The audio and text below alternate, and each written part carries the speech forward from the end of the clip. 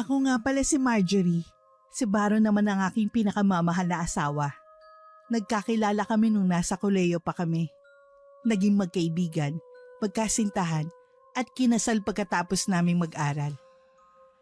Ilang taon pagkatapos naming kinasal, ay pinakiusapan si Baron ng kanyang ina na umuwi sa kanilang probinsya ng Capiz para alagaan ng kanyang ama na may sakit. Naiinis ako dahil bago pa man ako pumayag na umuwi kami ng Capiz, ay pumayag na agad si Baron sa kanyang pamilya. Dahil dito ay naging rason pa ito ng pag-aaway naming mag-asawa. Mahal, pinapauwi ako ni inay. Malubha na daw ang sakit ni itay. Matanda na din siya kaya kailangan ng tulong ni inay para sa pag-aalaga sa kanya. Ano ba yan, Baron? Ang layo ng Capiz. Papupuntahin mo ako doon. Tapos alam mo naman na hindi ako gusto ng inay mo. Ano, mag-aaway na lang kami araw-araw doon. Saka, hindi ba niya kaya yun? Bakit hindi na lang siya kumuha ng ibang mag-aalaga sa itay mo? Kung gusto niya kahit tayo pa magbayad sa mag-aalaga. Wag lang tayong umuwi doon. Marjorie naman, pamilya ko pa rin sila. Kung kaya ko naman, bakit hindi ko sila aalagaan, di ba? Ayoko nang ibigay sa iba yung responsibilidad ng pag-aalaga sa sarili kong itay. Ay nako, bahala ka na nga. Basta sinabihan kita tungkol dyan. Hindi magiging madali para sa akin to dahil ayaw sa akin ng nanay mo. Kahit pa umabot na sa away ang naging usapan namin ni Baron, ay pumayag pa rin akong pumunta at sumama sa Capiz kasama siya. Para na rin mapakita ko sa inay niya na suportado ko ang aking asawa sa mga desisyon niya sa buhay. Umaga na nung nakarating kami ng Capiz. Hindi ako pinansin ni Nanay Elsa. Si Baron lang ang kinausap niya. Oh Baron, nandiyan ka na pala. Kumusta ang biyahe mo pauwi dito sa atin? Pagpasensyahan mo na at biglaan ang pagpapauwi ko sa'yo dito ha. Kailangan ko na kasi ng katulong para sa tatay mo eh. Napatingin sa akin noon si Nanay Elsa. Mula ulo hanggang paa. Para bang hinuhusga na niya ang buong pagkatao ko. Inis na inis ako noon pero wala akong magawa. Magmamano sana ako sa kanya pero inalis niya agad ang kamay niya. Pero bakit kasama mo pa yung babaeng yan? Akala ko pa naman mag-isa ka lang uuwi dito sa atin. Ano ba yan? Akala ko pa naman makakabanding din kita anak. Inay naman, bakit naman po ganyan ang bunga niyo sa amin ni Marjorie? Ilang taon na po kaming kasal pero hindi niyo pa ba natatanggap yun? Nay, asawa ko na siya. Sa ayaw mo man o sa gusto niyo, kailangan niyo na siyang tanggapin. Isa pa, mabait naman si Marjorie ah. Habang nabubuhay ako, Baron, ay hindi ko matatanggap yung babae na yan. Hindi ko alam kung ano bang nakita mo sa kanya at nagawa mong pakasalan. Dahil sa sinabing yun ni Nanay Elsa, ay sobra akong nasaktan. Gusto ko nang umiyak sa galit nun pero hindi ko magawa. Buti na lang talaga at pinagtatanggol ako ni Baron. Mahal ko po si Marjorie. Kasal na kami at wala na kayong magagawa doon. Kaya tanggapin niyo na lang siya bilang manugang niyo. Hindi ako umuwi dito para makipagtalo sa inyo, Inay. Nandito kami para tumulong sa pag-aalaga kay Itay. Kaya tigilan na natin ang ganitong pag-uusap. Dahil kahit labag sa loob ko, babalik na kami sa amin kung ganyan niyo kakausapin ang asawa ko. Inayos na namin ang mga gamit namin. Pumasok na kami sa kwarto na tutuluyan namin sa bahay ni Nanay Elsa. Dahil nga sa sinabi ng kanyang ina, ay kinausap ko si Baron. Sa kanya ko nilabas ang lahat ng inis na nararamdaman ko. Baron, pagsabihan mo nga yung inay mo. Umuwi na nga tayo para tumulong pero ganyan pa ang isasalubong niya sa atin. Para naman yatang hindi tama yun. Imbis na magpasalamat siya dahil aalagaan natin ang itay mo, ay may lakas pa siya ng loob para awayin ako. Kapag ako hindi nakapagtimpe, baka kung anong masabi ko dyan. Mahal, pagpasensya mo lang si inay ha. Alam mo namang matanda na rin siya kaya ganun siya makipag-usap. Hayaan mo, magiging maayos din naman kayo nun. Lalo pa ngayon naalagaan natin si itay. Makikilala ka niya mabuti at masasabi niyang mali siya ng paghusga sa'yo. Kung hindi lang talaga para sa'yo, wala ako rito. Sige, magtitiis ako sa kung ano man ang sabihin niya sa akin. Pasalamat ka talaga, mahal kita. Tara na nga, magpahinga muna tayo. Tumabi ka na sa akin dito. Nakatulog na nga kami ni Baron sa sobrang pagod sa biyahe. Nagising na lang ako nang marinig ko si Nanay Elsa na sumisigaw. Pati si Baron ay bigla ding nagising sa sobrang lakas ng boses ng nanay niya. Ano ba naman babae yan? Hindi man lang ako tulungan dito sa kusina. Ano? Matutulog ka na lang ba dyan? Baron, akala ko ba ay mabuting asawa mo? Bakit hindi ko man lang mapakinabangan yan? Agad kaming pumunta sa kusina kung nasan si Nanay Elsa. Agad na kinausap ni Baron ng kanyang ina.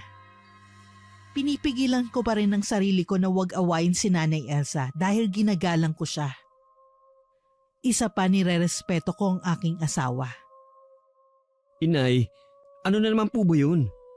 Pasensya na po kayo kung nakatulog kami ni Marjorie at hindi kami nakatulong. Napagod po kasi kami sa biyahe kanina. Nay, huwag niyo naman pong pagalitan ng asawa ko. Tutulong naman po siya sa inyo. Nakatulog lang talaga kami sa sobrang pagod. Mahal, sabi ko naman sa'yo ayaw talaga sa akin ng nanay mo. Narinig mo naman kung anong sinabi niya, di ba? Kung ako sa'yo, umalis na tayo dito. Kung ano-ano na naman ang pinagsasabi mo dyan sa anak ko. Nilalason mo na naman ang utak niya. Ito ang tandaan mo, ha? Sa dami ng nabalitaan ko tungkol sa'yo at sa pamilya mo, ay kailanman hindi kita tatanggapin. Dahil sa sinabing yun ni Nanay Elsa ay nasaktan na naman ako. Grabe talaga siya kung magsalita sa akin. Pati ba naman pamilya ko idadamay pa niya. Sinabi ko nang tigilan na natin ang ganitong usapan, di ba? Nasaan na ba si Itay? Gusto ko na siya makita. Siya naman talagang pinunta ko rito eh. Pumunta na nga si Baron sa kwarto ng magulang niya. Kinumusta ni Baron ng kanyang ama na nakaratay. Malubhan na nga talaga ang sitwasyon nito. Mabuti at umuwi kami mag-asawa agad. Dahil may ginagawa pa naman si Nanay Elsa sa labas, ay pumasok muna kami sa kwarto.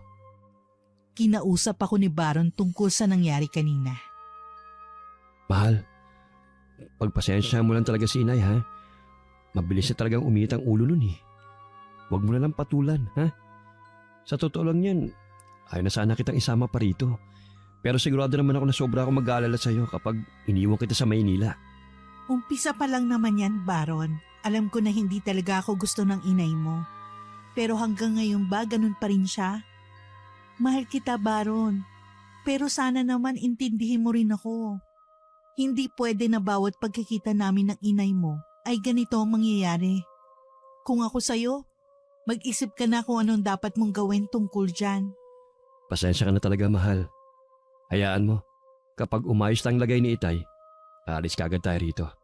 Para hindi na kayo nag-aaway ni Nanay Elsa. Ayoko na rin kasi makita na nag-aaway kayong dalawa eh. Kinabukasan habang tulog pa si Baron ay naghahanda ako ng agahan namin. Nakita ko ni Nanay Elsa kaya umagang-umaga ay galit na naman siya sa akin. Sino ang nagsabi sa'yo na pwede mong pakialaman ang mga gamit ko sa pagluluto sa sarili kong pamamahay? Tigilan mo nga yan! At baka ano pa ang masira mo? Ako na dyan! Mamaya lasunin mo pa kami sa niluluto mo! Akala ko po gusto niyo akong tumulong sa pagluluto. Naku, ang saya-saya ko pa naman po dahil nakapagluto ako ng umagahan natin. Pasensya na po kayo kung nakialam ako. Saka, hindi ko po kayo lalasunin. Hindi naman ako ganong klaseng tao. Ewan ko sa'yo! Basta, hindi ako kakain ng kahit anong luto mo. Ako magluluto ng pagkain ko para sigurado. Ay, hirap na! Baka mauna pa ako sa asawa ko. Nagising si Baron sa ingay ng alitan namin ng nanay niya. Nainis agad si Baron dahil imbis na nakakapagpahinga pa siya, ay ito agad ang sumalubong sa kanya. Ano na naman ba yun? Ang aga-aga nag-aaway kayo? Hindi ba kayo titigil? Mahal ko kayo pareho. Pero kapag ako nabwisit, lalayasan ko kayo pareho. Imbis nagpapahinga pa ako, nagising ako dahil sa away nyo. Pumasok ko muna sa loob, Marjorie, para makapagpahinga ka. Kayo naman, Inay. Puntahan nyo na si Itay dahil baka may kailangan siya. Kinakapihan mo na naman ang babae na yan. Bakit, Baron? Hindi mo na ba mahal ang mga magulang mo? Parang nawawalan ka na yata ng respeto sa amin ng tatay mo, ha? Naging asawa mo lang ang babae na yan, ganyan ka na. Parang hindi na ikaw ang Baron na pinalaki ko. Dahil sa sobrang inis ko kay Nanay Elsa ay sumagot na ako sa kanya. Hindi ko na talaga kaya ang kung ano-anong sinasabi niya sa akin. Lalo na wala naman akong ginagawang masama sa kanya. Diyan naman po kayo magaling eh. Isisi niyo sa amin ang kamalian na kayo naman po ang may gawa. Kung hindi niyo naman po sinabi kay Baron yun, hindi naman po siya makakapagsalita ng hindi maganda sa inyo. Nagising na rin ang tatay ni Baron sa ingay ng usapan namin. Agad namang pinuntahan ni Baron ang tatay niya para tingnan kung may kailangan ba ito. Dinalhan na rin niya ito ng pagkain para makapag-agahan na at makainom ng gamot. Pagkatapos ng agahan at anumang oras na nagkakasalubong kami ni Nanay Elsa, ay akala mo'y asot pusa kami. Bawat galaw ko ay nakabantay siya, na akala mo naghihintay ito na may mali akong magawa sa bahay nila. Kinagabihan bago kami matulog na mag-asawa, ay nireklamo ko na naman si Nanay Elsa kay Baron. Naiinis man si Baron ay inintindi na lang niya ako. Hindi talaga nagtatagpo ang isip naming dalawa ni Nanay Elsa kahit saang bagay.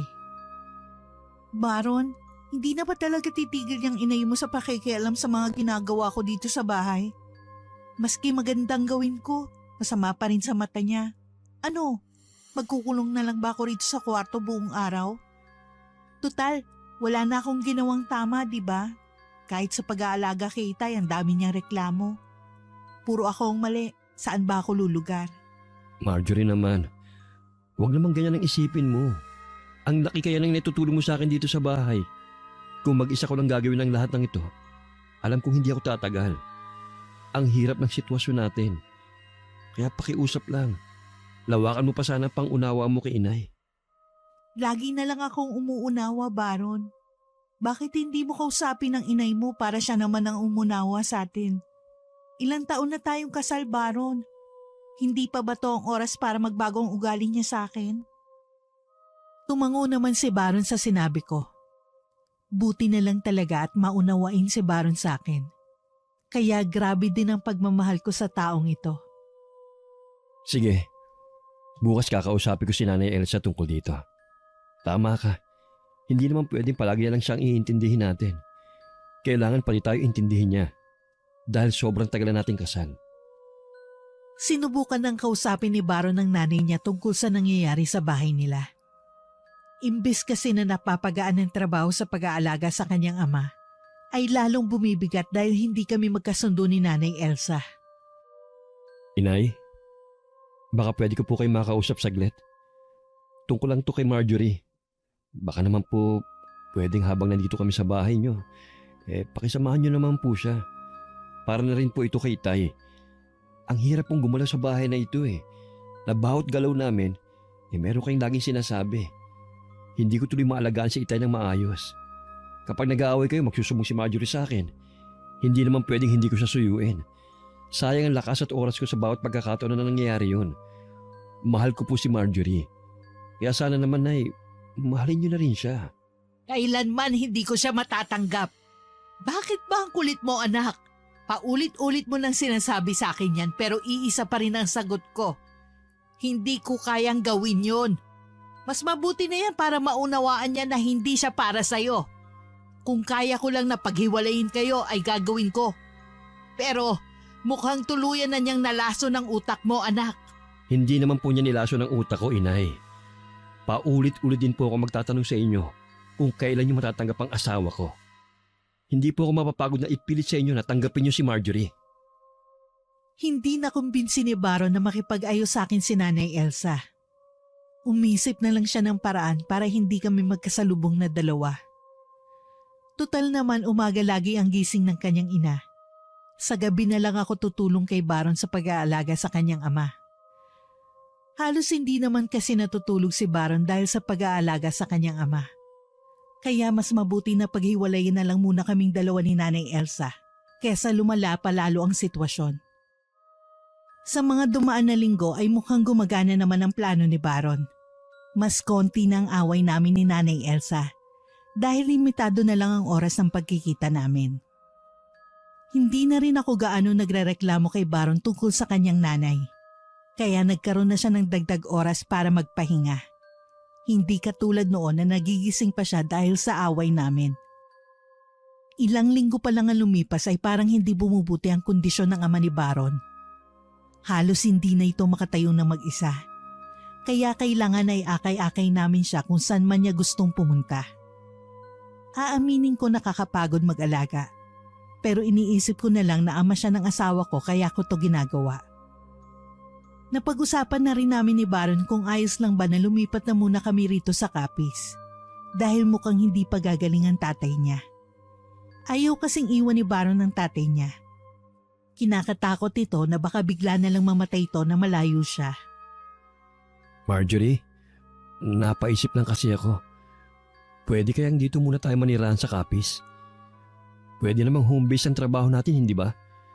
Nag-aalala lang kasi ako para kay Itay eh. Sobrang hina na niya.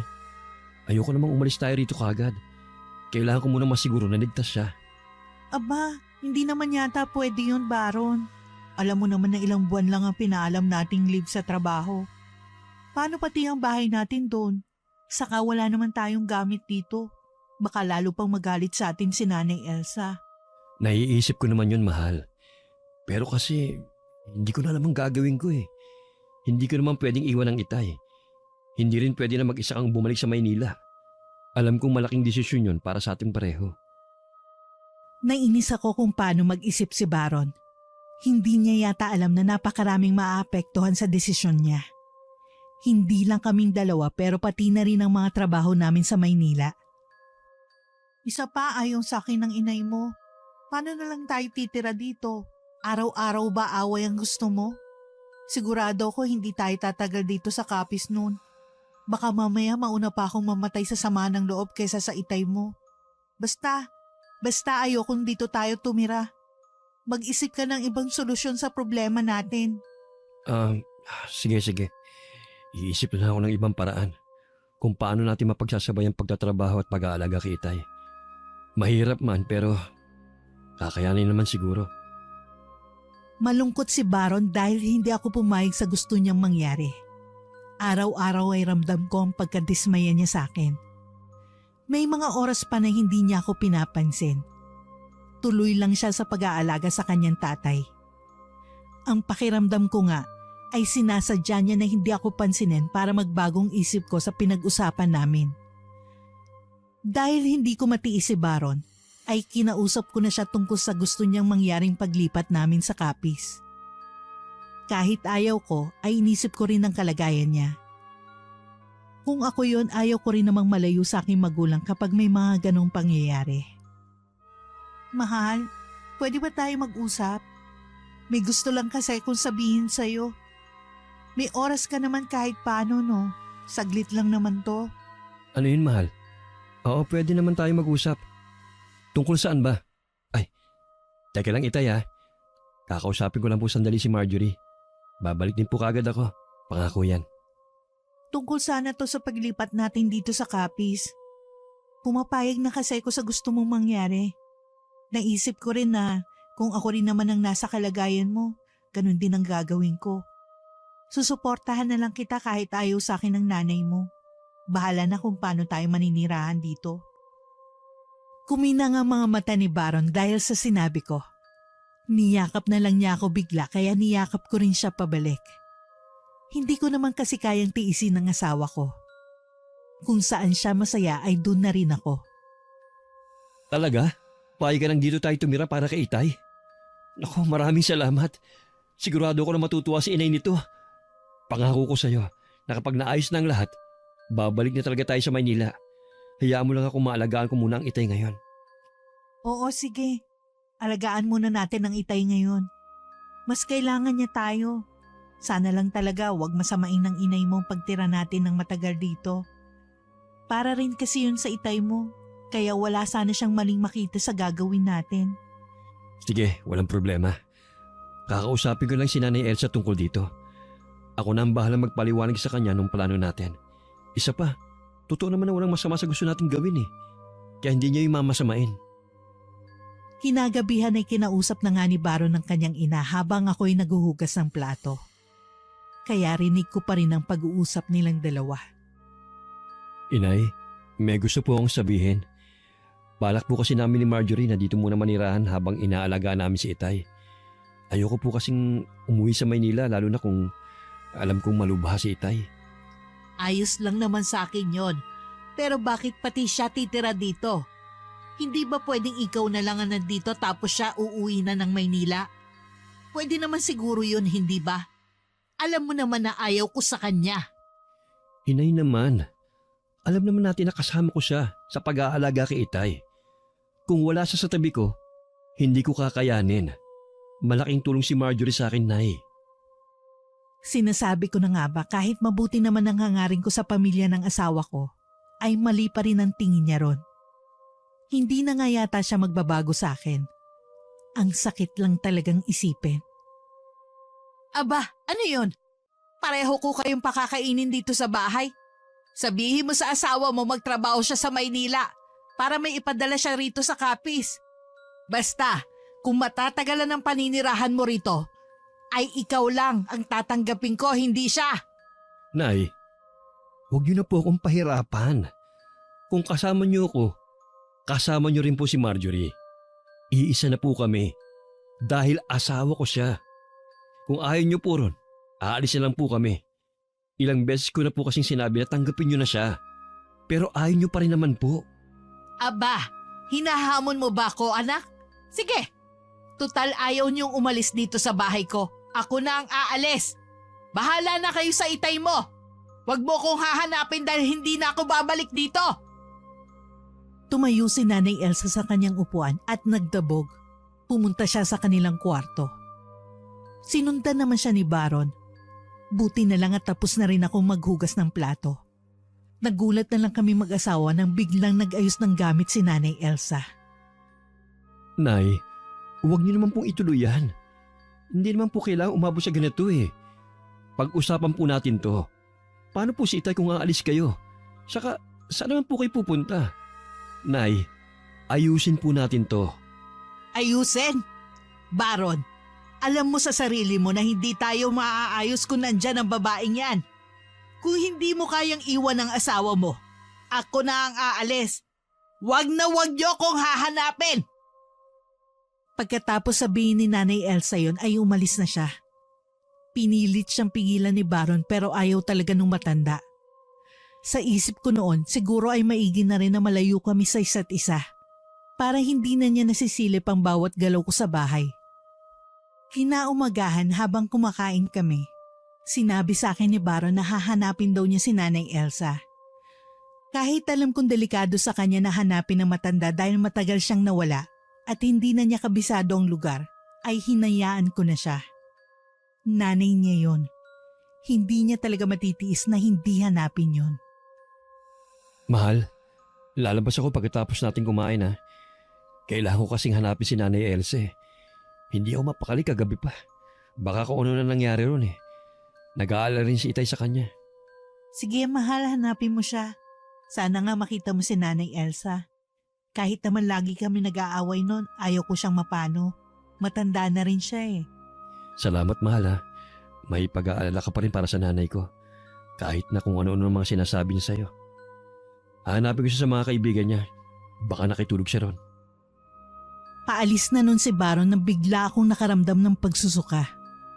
Pumunta agad ako sa lababo para sumuka. Nakita naman ako agad ni Baron kaya pinuntahan niya ako.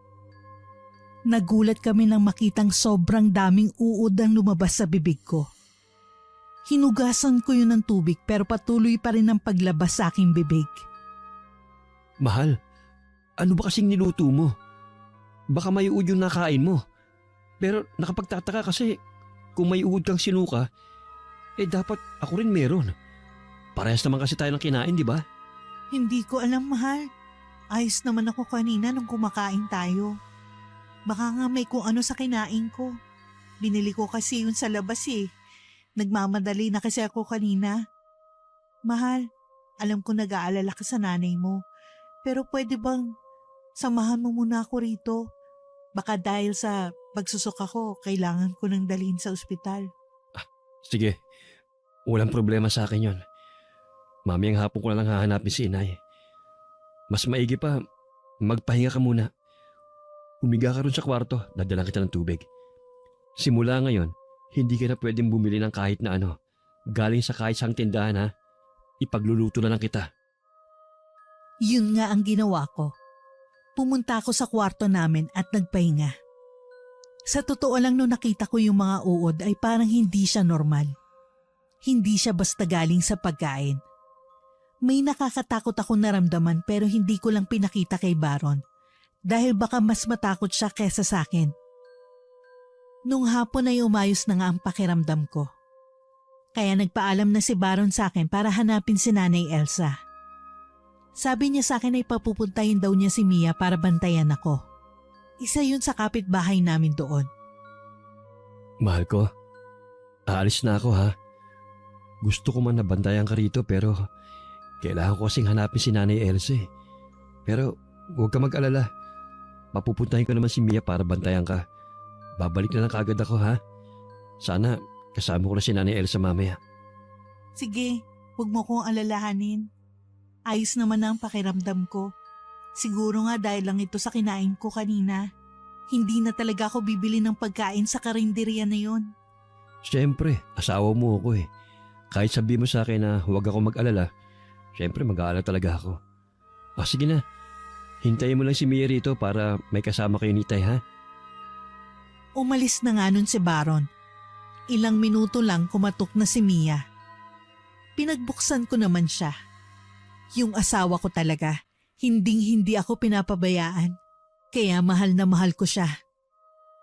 Dahil si Mia nga ang nag-alaga sa akin ay nagkwentuhan na rin kami.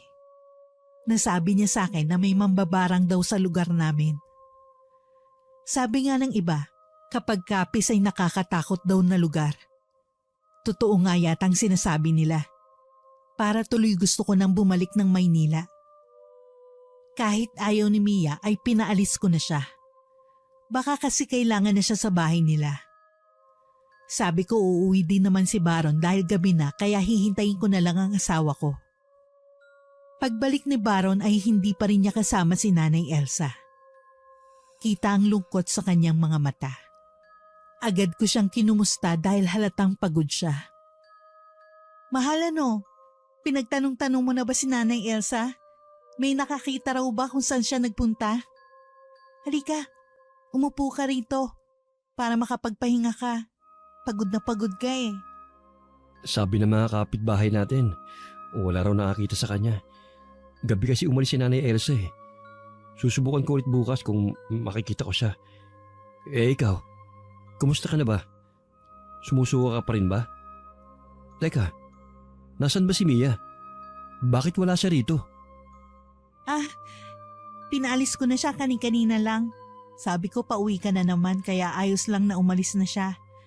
Ayaw pa nga niya nung una pero napilit ko naman siya. Nakita kong inis sa mukha ni Baron dahil sa sinabi ko. Hindi naman kasi ko sanay na may nagbabantay sa akin. Hindi naman kasi ko bata kaya ayos lang sa akin na mag-isa.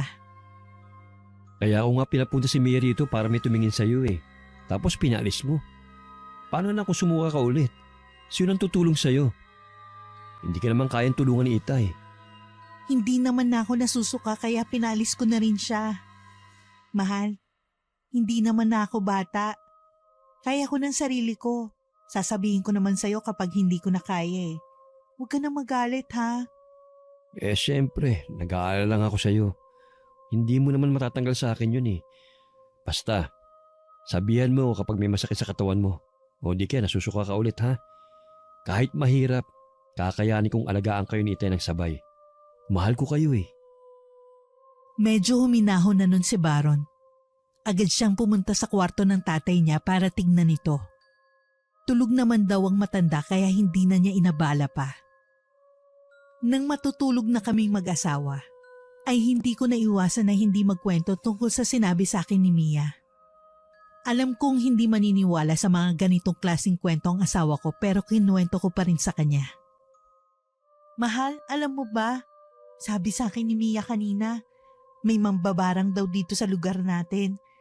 Nung nagkukwento siya, hindi ko naiwasan na hindi matakot. Kilala kasi ang kapi sa mga kababalaghan, Kaya hindi na ako magtataka kung meron talaga. Naniwala ka naman sa kwento ni Mia. Walang mambabarang sa lugar namin. Puro kwento lang naman yun eh. Kailanman, wala naman nakapagpatunay nun. Ay nako, matulog na nga tayo. Hindi ka nga rito sa tabi ko. Dito ka sa tabi ko. Hindi ko na nga pinilit pa si Baron. Baka nga kwento-kwento lang yon. Tumabi na lang ako sa kanya at niyakap siya. Kapag kasama ko talaga ang asawa ko, feeling ko safe ako. Nagising na lang ako sa malakas na boses ni Baron. Sumisigaw siya ng sumisigaw doon sa kwarto ng tatay niya. Agad ko silang pinuntahan doon at nagulat ako sa nakita ko. Wala nang buhay na nakahiga sa kama ang tatay ni Baron. Itay, bakit ngayon pa? Inaalagaan ko naman kayo, hindi ba? Kulang pa ba yung pag-aalaga ko? Hahanapin natin si inay, hindi ba? Pinangako ko sa inyo yon. Mahal, sorry. Pero ito lagi mong tatandaan, ha? Hindi ka nagkulang ng pagmamahal at pag-aalaga sa tatay mo. Diba? Kaya nga gusto mong tumira dito sa Capiz para maalagaan siya hanggang sa huling sandali niya. Nagawa mo naman, kaya okay na yun. Niyakap ko si Baron dahil iyak siya ng iyak. Pati ako'y naiiyak na rin dahil kahit sa sandaling panahon ay napamahal na sa akin ang itay. Dahil nga namatay ng itay ni Baron ay sigurado akong magpapakita na si Nanay Elsa sa amin. Wala pa man siya ay naririnig ko na agad ang mga salitang sasabihin niya sa aming mag-asawa. Nung nag-aayos kami ng lamay ng itay ni Baron ay biglang dumating si Nanay Elsa. Lumapit siya sa kabaong at iyak ng iyak. Baron, ang tatay mo! Bakit iniwan niya tayo? Diyos ko, hindi ko alam ang gagawin ko. Hindi man lang kami nakapagpaalam sa isa't isa. Hindi ko man lang nasabi sa huling pagkakataon na mahal ko siya. Nanay Elsa, kailangan niyo pong magpalakas. Kailangan natin tibayan ang loob natin. Nandito lang po ako para samahan kayo. Mas kailangan niyo po ako ngayon lalo na't wala na si Itay. Mahal na mahal ko po kayo. Lumapit ako sa kanila dahil magmamano sana ako. Kaya lang nagalit na naman sa akin si Nanay Elsa. Tiningnan niya ako mula ulo hanggang paa. Bakit nandito pa ang babae na yan? Dapat dyan umaalis na. Siya ang may kasalanan kung bakit hindi ako nakapagpaalam ng maayos sa tatay mo. Paalisin mo yan dito! Nanay Elsa naman, huwag naman po kayo ganun sa asawa ko. Nasa lamay po tayo ni Itay. Igalang naman po natin siya. Huwag po muna kayo magalit kay Marjorie kahit ngayon lang. Paano hindi iinit ang ulo ko sa babae na yan? Eh yan ang dahilan kung bakit tayo nag-away. Dahil sa pag-aaway natin, hindi ko nakasamang itay mo sa huling sandali niya. Dahil nagtitingin na ng mga bisita sa amin, ay minabuti kong umalis muna. Hinayaan ko muna ang mag-ina. Nagpaalam ako kay Baron at pinayagan naman niya ako. Mahal, dun muna ako sa loob ng bahay ha. Sa tingin ko, kailangan niyo muna mag-usap ni Nanay Elsa. Naiintindihan ko naman siya. Mahirap mamatayan ng asawa. Pasensya ka na mahal ha. Alam kong sobrang sakit na. Salamat na rin sa pag-iintindi mo sa kanya. Mahirap talagang pinagdadaanan niya ngayon eh. Umalis na nga ako ron at pumasok sa loob. Dahil hindi na nga kasya sa labas ay may bisita na rin sa loob ng bahay. Binati ko sila isa-isa bilang paggalang. Pagkatapos noon ay naghugas na ako ng plato sa may lababo. Nang makapagpahinga ako mula sa paghuhugas ng plato, ay nagulat ako dahil may isang lalaki na lumapit sa akin. Natakot ako dahil hindi ko naman siya kilala pero nilapitan niya ako. Condolence, Iha. Isang malaking kawalan si Mang Timo sa lugar namin. Bata pa lang ako eh. Isa na siyang magaling na albularyo. Buti nga't bago siya mawala may pumalit sa kanya. Si Apo Marcelino. Isa rin namang magaling na albularyo yon. Nagulat ako sa sinabi niya kaya agad ko siyang kinausap. Ngayon ko lang kasi nalaman na isa palang albularyo si Tatay Timo. Hindi ko alam kung may ideya si Baron doon. Alam ko pong bawal magsabi ng salamat. kaya iba na lang po ang sasabihin ko. Pero mahalaga po sa amin ng pamilya namin ang inyong pagpunta. Isa palang albularyo si Tatay Timo. Ngayon ko lang po nalaman yan. Hindi ko po alam kung alam yan ni Baron. Sayang nga at ngayon pa siya nawala. Sigurado ako na magtutulungan sila ni Apo Marcelino kung malakas pa siya. Lalo na ngayon na may mga kwento na may mambabarang daw dito sa aming lugar. Nang sabihin niya yun sa akin ay naalala ko ang sinabi sa akin ni Mia. Meron nga daw umaaligid na mambabarang sa lugar nila Baron. Dahil sa sinabi ng lalaki ay lalo ako naniwala na meron nga mambabarang. Nasabi nga po yun ni Mia sa akin nung nakaraan. Mukhang totoo pala yun at hindi sabi-sabi lang. Sana mahanap na ni Apo Marcelino ang mambabarang at mapigilan na niya ang kahit na anong kababalaghan sa lugar niyo. Wala namang hindi nahaayos si Apo Marcelino. Alam kong kaya niya yon. Magaling lang talaga yung mambabarang. Hanggang ngayon, hindi pa siya nakikilala. Ang dami na nung napeperwisyo eh. Pagkatapos naming mag-usap ng lalaki ay nag-alala ko para sa kalagayan namin ni Baron. Paano kung isa sa amin ang barangin ng mambabarang? Alam ko naman na bago pa lang kami rito at imposible na mangyari sa amin yon pero maigi na yung nag-iingat. Dahil nga sa nangyari ay doon na muli tumira sa amin si Nanay Elsa. Balak pa nitong umalis pero pinigilan na siya ni Baron. Hindi na raw siya papayag na umalis ang kanyang ina dahil baka may mangyaring masama rito. Mahal, dito na ulit titira si Nanay Elsa. Sana maging maayos na kayo ngayon. Alam kong mahirap, pero sana habaan mo pa ang pasensya mo sa kanya. Mahal ko kayo pareho at ayoko may mangyari na kahit na anong masama sa inyo. Oo, iintindihin ko na lang ang nanay mo. Iiwas na lang ako kung sakali mang may sabihin na naman siyang hindi maganda sa akin. Sanay na naman ako eh. Isa pa, sa pagkamatay ng tatay mo, alam kong malabong makauwi pa tayo sa Maynila. Nalungkot naman si Baron para sa akin. Alam niya kasi na nagtitiis na lang talaga ako manirahan sa kanila dahil sa kanya. Nilapitan niya ako para lambingin. Mahal, alam kong mahirap. Pero pagkatapos ng mga pangyayaring to sa buhay ko, babawi ako sa'yo. Pangako yan. Mahal na mahal kita. Sana. Alam mo, kaya ko rin naman ginagawa ito dahil mahal kita. Kung hindi naman dahil sa'yo, hindi na ako magsasayang ng oras sa ganitong sitwasyon. Basta, pagkatapos ng mga problema, ayusin naman natin ang buhay natin ha.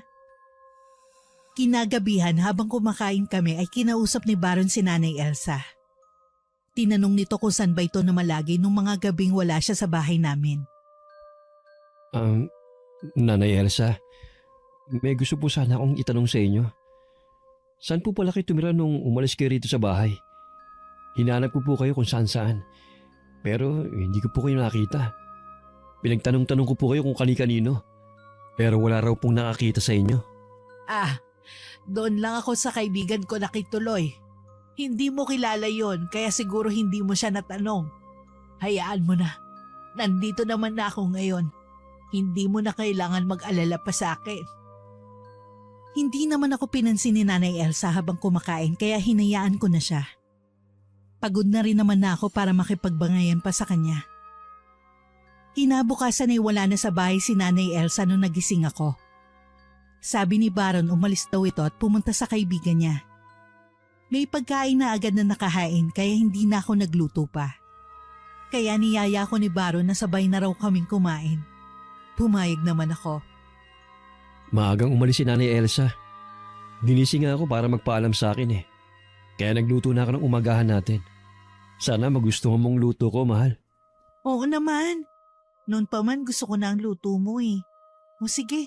Kain na tayo. Mukhang masarap eh. Amoy na amoy ko.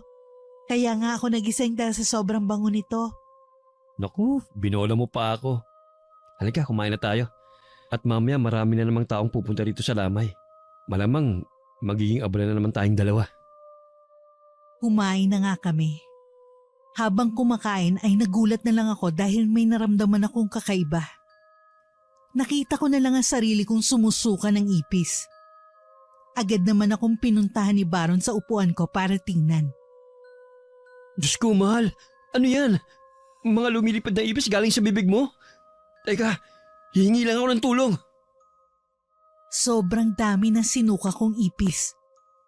Iyak na ako ng iyak noon dahil sa sobrang takot. Naalala ko tuloy yung panahon na sumuka rin ako ng uod. Sa tingin ko konektado yun sa sinusuka kong mga buhay na ipis. Nakita kong pumasok sa bahay si Baron. Kasama yung lalaking nakausap ko tungkol sa magaling na albularyo na si Apo Marcelino. Ito po ang asawa ko.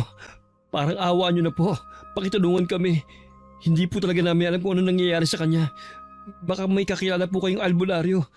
Doon na lang po natin siya ipatingin. Tama. Binabara nga siya. Sige, sasamahan ko kayo kay Apo Marcelino para matignan siya. Magaling yun si Apo Marcelino. Kaya sigurado ako matutulungan niya kayo. Tuloy pa rin ang paglabas ng buhay na ipis sa bibig ko. Kaya ang mga tao sa lamay ni Tatay Timo ay natakot at nagsialisan. Buti na lang at malapit-lapit ang bahay ni Apo Marcelino sa amin kaya konti lang ang nilakad namin. May dala kaming plastik ni Baron para dun ko isuka ang mga buhay na ipis. Pagdating namin kay Apo Marcelino ay may pinapagaling pa siya. Nabarang din ang lalaking yon. Patapos na naman sila kaya hinintay na namin. Nang matapos yung lalaki, ay ako na ang sumunod sa pila. Natakot ako ng bahagya dahil nakita ko kung paano pinagaling ni Apo Marcelino yung lalaki kanina. Ngayon lang naman nangyari sa akin to kaya wala akong ideya. Napakarami na talagang nababara ngayon. Umaga pa lang ay 3 na kagad kayong pinagaling ko. Ay nako, ano ba nangyayari sa lugar natin? Hanggang ngayon, hindi pa rin natin nalalaman kung sino yung nambabarang ano. Kawawang bayan. Kung ano-anong kababalagan ang nangyayari sa atin. Tatahimik lamang tayo, Isko. Kapag lalaman natin kung sino ang nambabarang, isa lang ang sigurado ko. Hindi niya ginagawa sa bayan natin ang pambabarang, kundi sa ibang bayan. Matalino ang mambabarang na yon. Ayaw magpahuli. Doon ko lang nalaman na Isko ang pangalan ng kausap ni Apo Marcelino. Binigyan kami ng pangontra ng albularyo. Sabi niya mapipigilan naman kahit paano yung barang sa akin pero sa tingin ni Apo Marcelino, malakas ang mambabarang dahil ilan na ang nagiging biktima nito. Kahit paano naman ay tumigil na ang paglabas ng buhay na ipis sa bibig ko.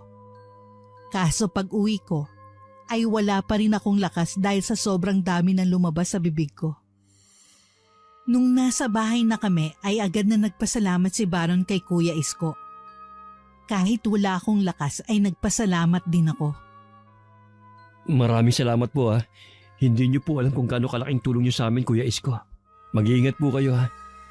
Sasabihan ko na lang po kayo kung sakaling may mangyaring hindi maganda sa asawa ko. Oo, nandyan lang naman ako sa tapat ng bahay nyo. Sino pa ba magtutulungan kung hindi tayo lang din, hindi ba? O paano? Una na ako ha.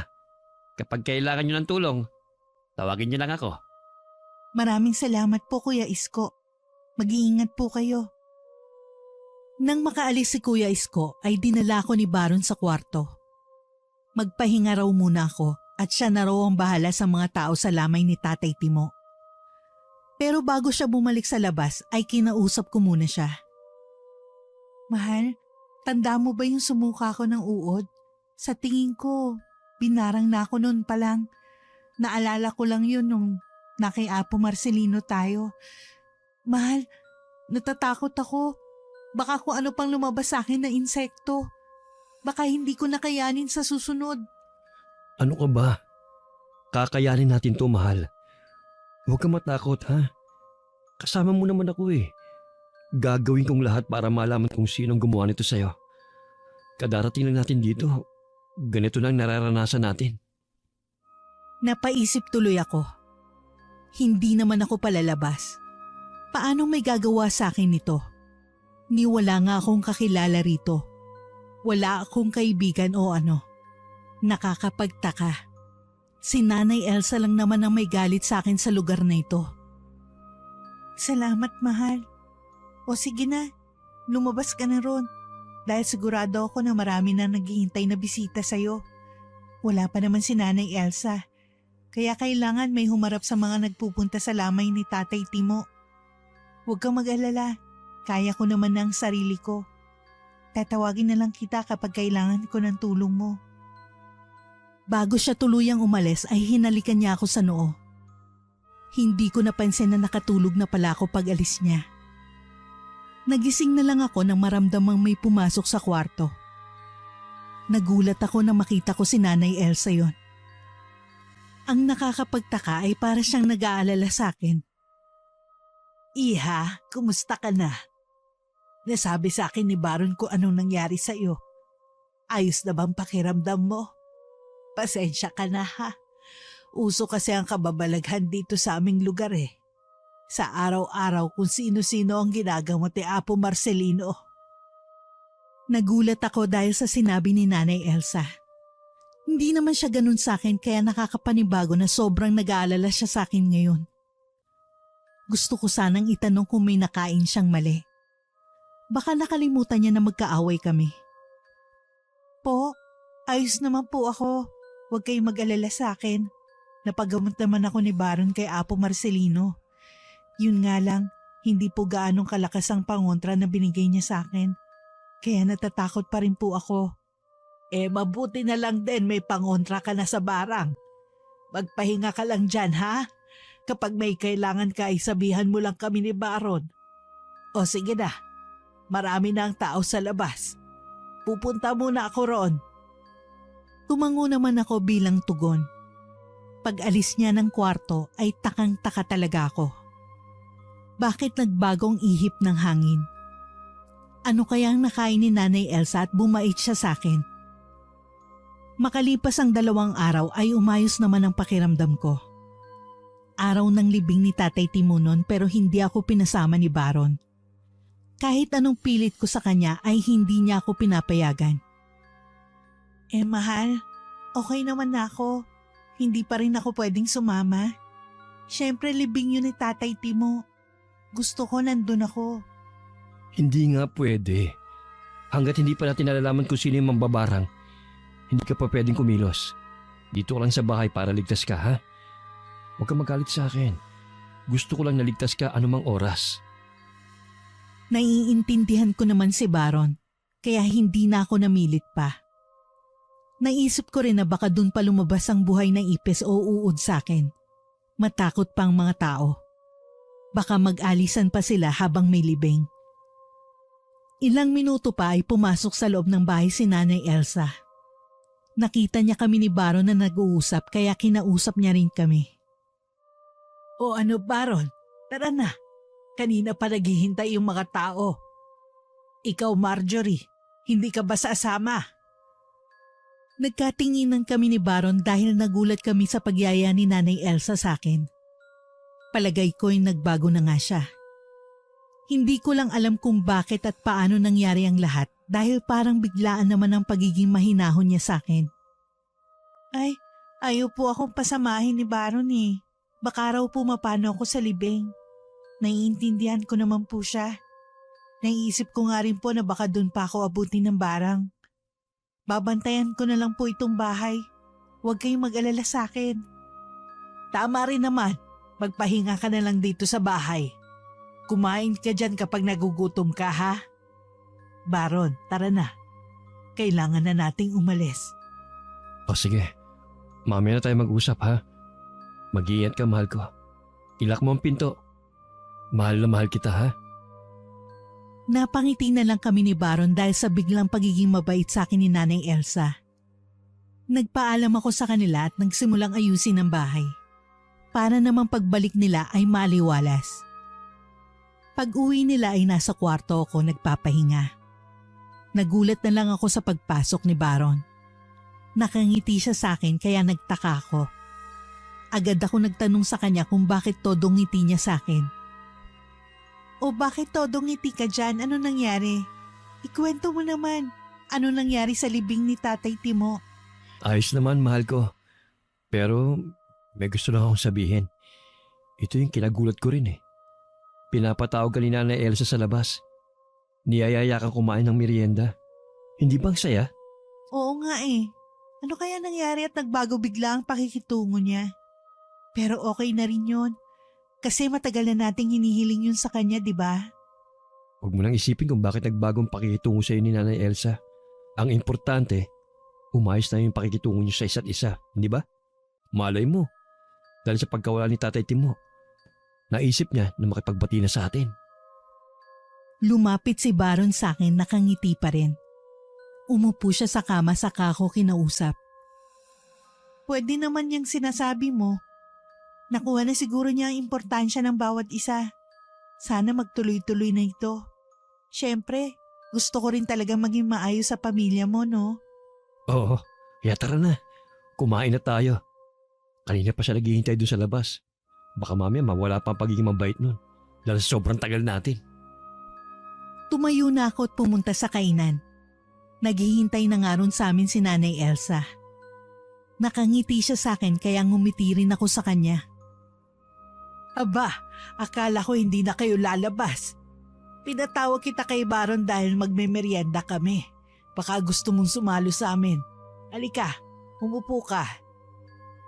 Dali-dali naman kaming umupo ni Baron sa kainan. Masaya naman ako dahil kahit paano nakakwentuhan ko si Nanay Elsa. Kinuwentuhan niya ako ng mga nangyari nung bata pa si Baron. Asar na asar naman si Baron dahil doon. Uy, Nay! Huwag niyo naman po ikwento yan kay Marjorie. Baka hiwalayan ako ng asawa ko dahil dyan. Akala ko po ba secret natin yan? Diyos ko anak, alam ko naman na kahit ikwento ko sa asawa mo, hindi ka niya hihiwalayan. Napatunayan na niya yun sa akin, no? Oo nga, saka ayos lang naman sa akin yun. Ayaw mo nun? Mas nakikilala kita. Saka, ngayon lang naman nagkwento si Nanay Elsa tungkol sa'yo. Pipigilan mo pa. Ikaw talaga. Simula nung araw na yon ay mas naging close pa kami sa isa't isa. Pagkatapos ng ilang araw ay may sumugod sa bahay namin. 2 silang babae. Nung una ako lang ang kausap nila. Pero dahil narinig ni Baron ang pag-uusap namin ay nakisali na siya. Ha? Ano po bang sinasabi niyo? Wala naman po kaming alam dyan. Saka, nandito lang naman po si Nanay Elsa sa bahay namin. Kamamatay nga lang po ng asawa niya. Paano naman po niya magagawa yung binibintang niyo?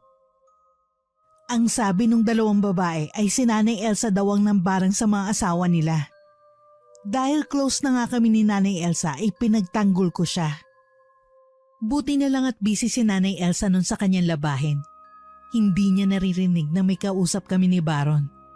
Siguradong magagalit yun kapag nalaman niyang pinagbibintangan siya. Mga ate, baka nagkakamali kayo. Hindi yan magagawa ng nanay ko. Alam ko na meron nga mambabarang sa lugar natin. Pero sa palagay ko, hindi yun ang nanay ko. Pasensya na mga ate ha. Gusto ko man kayong tulungan dahil nabarang din ako nun pero hindi eh. Subukan niyo na lang pumunta kay Apo Marcelino. Baka sakali matulungan niya kayo. Mas lalong nainis sa amin yung 2 babae kaya umalis na lang sila. Pagkaalis nila ay nagtataka si Baron. Iniisip niyang may posibilidad na ang kanyang ina ang mambabarang. Tanungin mo muna kaya ang nanay mo. Mapapaisip ka naman talaga kung ganun ang mangyari. Pero kung ako ang tatanungin mo, hindi ako naniniwala. Hindi si Nanay Elsa. Masama man ang ugali niya. Hindi naman siguro siya ganun. Sana nga hindi si Nanay Elsa mambabarang sa lugar namin. Masasaktan kasi ako kapag nalaman kong uuwi. Mas masasaktan ako kapag nalaman kong siya ang may gawa nun sa'yo. Hindi namin alam na nakikinig na pala sa amin si Nanay Elsa. Nagulat na lang kami nang marinig na nagtanong siya sa amin. Agad namin siyang hinarap at sinagot ang tanong niya. Anong ginawa ko na ikasasakit ng puso mo, anak? Anong meron? Bakit parang pinag-uusapan niyo ako? May problema ba? May inayos lang ako sa labas ah. Kasi inay, may 2 babae na nagsabi sa amin ni Marjorie na kayo raw ang barang sa mga asawa nila. Hindi naman po, di ba? Nababaliw na yata yung 2 yun eh. Pati po kayo pagbibintangan sa isang gawain na hindi naman po kayong may gawa. Aba anak, Alam kong masungit ako pero hindi ko naman magagawa yan. Hindi naman ako ganun kasama. Ay nako, hayaan nyo na yon. Kapag may nagsabi pa sa inyo nun, ay huwag kayong maniniwala. Tumango naman kami ni Baron bilang tugon. Pagkatapos nun ay tinulungan na namin si Nanay Elsa na magluto. Natutuwa ako sa kanya dahil tinuturuan na niya akong magluto. Lutuin ko raw ang mga tinuturo niya sa akin kapag wala siya sa bahay. Dumaan ang mga araw ay biglang si Baron naman ang nabarang. Katulad ko ay lumabas din sa bibig niya ang mga buhay na ipis. Agad ako nagpatulong kay Nanay Elsa noon. Ang sabi ko sa kanya ay tatawagin ko sa Apo Marcelino pero sabi niya ay huwag na raw. Nanay Elsa, tulungan niyo po ako. Si Baron po nabarang. Tulad ko po sumusuka siya ngayon ng buhay na ipis. Dalian po natin baka mapaano po si Baron doon. Tatawagan ko po si Apo Marcelino para tulungan niyo po tayo. Ah, Diyos ko po. Sige, ihiga mo siya sa kama. Huwag mo nang tawagin si Apo Marcelino. Ako na ang bahala. Ako ang gagamot sa anak ko. Puntahan mo na siya. Susunod na ako ron. Po, sige po. Ihiga ko po siya. Nagtaka naman ako pero hinayaan ko lang siya. Pinahiga niya si Baron sa kama habang siya ay may kinukuha na kung ano sa mga gamit niya. Lalo akong nagtaka nung ginawa niya yun. Nanay Elsa, paano po kayo nagkaroon ng gamit para sa mga mambabarang? Huwag niyo pong sabihin sa akin na mambabarang po kayo. At totoo yung sinasabi ng dalawang babae tungkol sa inyo nung isang araw. Mamaya na kita sasagutin sa tanong mo. Kailangan mapagaling ko muna ang anak ko. Tumabi ka dyan. Diyos ko anak, huwag ka mag-alala ha. Pagagalingin kita. Kung sino man ang gumawa nito sa'yo, ay isusumpa ko. Ginawa na nga ni Nanay Elsa ang orasyon niya. Gumaling si Baron. Dahil sa narinig niya kanina ay hindi niya naiwasang tanungin si Nanay Elsa. Nay, ano pong sagot niyo sa tanong ni Marjorie? Kayo po ba mambabarang sa lugar natin? Tapatin niyo po kami. Kayo ba bumarang sa akin? Ano ba ito? Wala man lang pasasalamat galing sa inyo? Niligtas na nga kita anak, ganito ka pa sa akin? Wala ka ring galang eh. Paano mo naman nakakayang itanong yan sa akin? Kahit kailan hindi kita kayang barangin. Natakot kami pareho ni Baron noon dahil nakita namin bumalik na naman si Nanay Elsa sa dati niyang ugali. Ang sakit sa puso na palabas niya lang pala ang lahat ng kabaitan niya sa akin. Akala ko'y tanggap niya ako. Hindi pa rin pala. Nay, kung may kailangan kayong aminin sa akin, aminin niyo na. Kayo bang bumarang sa aming mag-asawa? Kung oo, bakit? Ba't niyo po yung nagawa sa amin? Si Marjorie lang ang binarang ko at hindi ikaw. Oo, ako may kagagawan nun. Galit na galit ako sa kanya kaya ganun ang nagawa ko. Ano? Masaya na ba kayo? Nalaman niyo na ang totoo mula sa akin? Ibig sabihin, tama nga sinabi ng dalawang babae. Ikaw daw nang barang sa mga asawa nila. Kaya sila sumugod dito sa bahay. Galit na umuo si Nanay Elsa sa amin. Dahil sa oo na yon ay grabe ang iyak ni Baron. Hindi niya akalain na ang nanay niya ay isa palang mambabarang. Maniwala ka sa akin anak. Hindi ko alam kung sino ang nambarang sa'yo. Kaya nga sinagip kita kahit alam kong malalaman niyo na ang totoo. Maniwala ka naman sa akin. Anong klase kang ina? Dahil lang sa sobrang galit mo sa asawa ko, binarang mo na siya? Alam mo ba na ilang beses kitang pinagtanggol sa kanya? Ilang beses kong sinabi sa kanya na huwag kang sasagutin. Kahit ang sakit ng mga sinasabi mo sa kanya. Ilang beses ko na kasing sinabi sa'yo na maghiwalay na kayo pero wala ka namang ginagawa. Kaya ako na ang gumawa ng paraan para mawala na siya sa buhay natin. Pero nakaligtas pa rin siya sa tulong ni Apo Marcelino. Iyak na ako ng iyak noon dahil unti-unti na naming nalalaman ni Baron ang totoo. Yakap ko siya habang pinakikinggan namin ang lahat ng paliwanag ng nanay niya. Alam ko sa sarili ko na kung masakit sa akin, ay mas masakit yun para sa kanya dahil nanay niya ito. E di ibig sabihin hindi pala totoo ang mga pinapakita mong kabaitan sa amin? Sayang.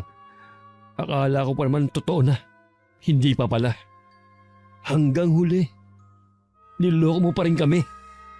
Aminado naman ako na niloko ko lang kayo para hindi niyo ako mapagbintangan na ako ang nambarang kay Marjorie. Oo anak, masama na ako kung masama pero pinoprotektahan lang naman kita laban sa asawa mo. Pinoprotektahan? Eh mas nilapit mo pa ako sa kapahamakan eh. Kung hindi pa ako mababarang, hindi ko malalaman ang lahat ng katotohanan. Akala ko tanggap mo na ang asawa ko, pero hindi pa pala. Ginawa mo pa siya ng malaking kasalanan. Dahil sa pag-aaway ng mag-ina ay naisipan ni Nanay Elsa na hindi matulog dun sa bahay. Pipigilan ko sana siya pero pinagalitan lang ako ni Baron. Noon ko lang nakita si Baron na ganun kagalit. Marjorie, hayaan mo ngayong matandang yan kung saan man siya pumunta. Huwag mo na siyang pakialaman dahil isa siyang mambabarang. Ano ka ba naman Baron? Kahit naman ganun na nangyari, nanay mo pa rin siya. Huwag mong kakalimutan yun. Sana mahanap mo ang kapatawaran sa iyong puso. Hindi man ngayon pero sa tamang panahon. Ang lakas ng loob mong sabihin yan. Eh ikaw nga tong ginawa niya ng mali eh. Ikaw ba mapapatawad mo siya? Hindi di ba? Sa dami ng sinabi niyang mali sa'yo, sigurado ako na hindi mo matatanggap ang nanay ko.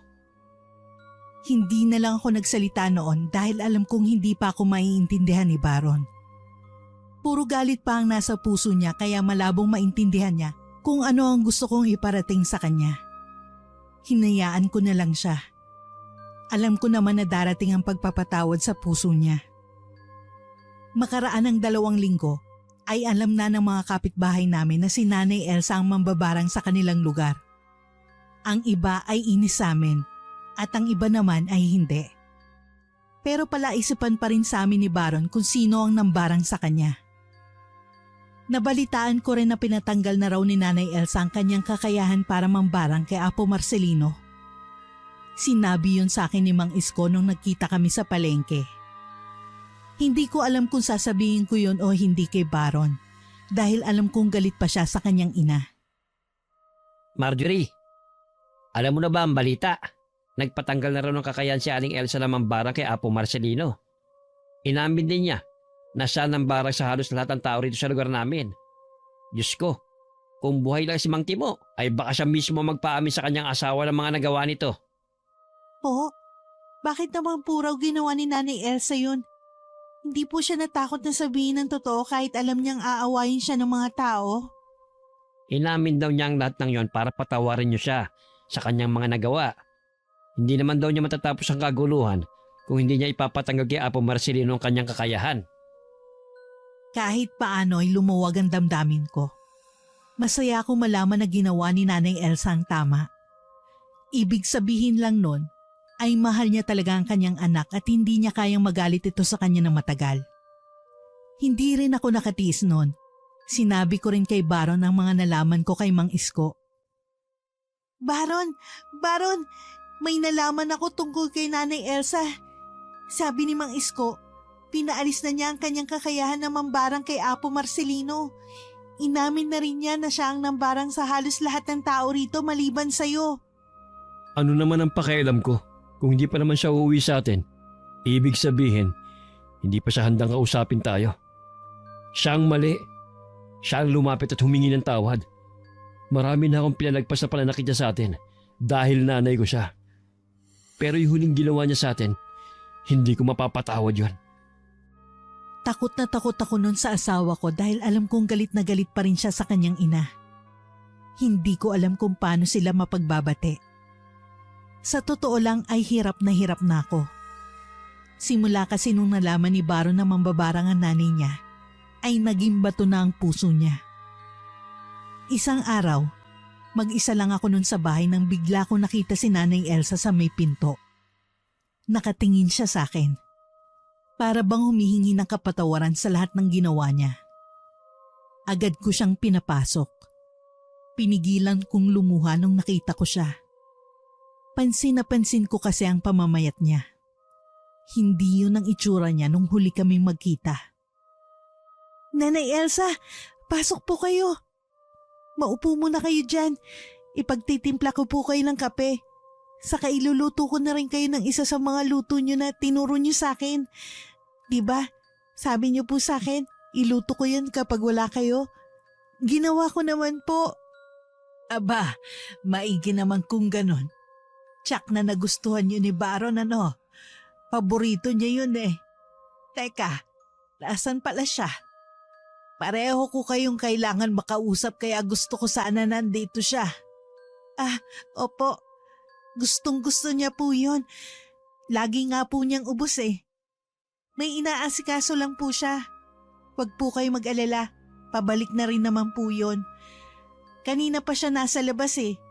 Kung gusto niyo po, hintayin niyo na siya. Binaba ko ang kape sa lamesa sa may sala. Saka ako bumalik sa kusina para iluto ang tinuro sa akin ni Nanay Elsa. Alam kong kailangan kong magpakitang gilas sa kanya kaya gagalingan ko ang pagluluto ko. Napansin kong tinignan ni Nanay Elsa ang bahay. Naglinis kasi ako kaya alam kong mapapansin niya yon. Sana naman huwag siyang magalit sa akin. Baka sabihin ay pinakialaman ko ang bahay nila ni Tatay Timo.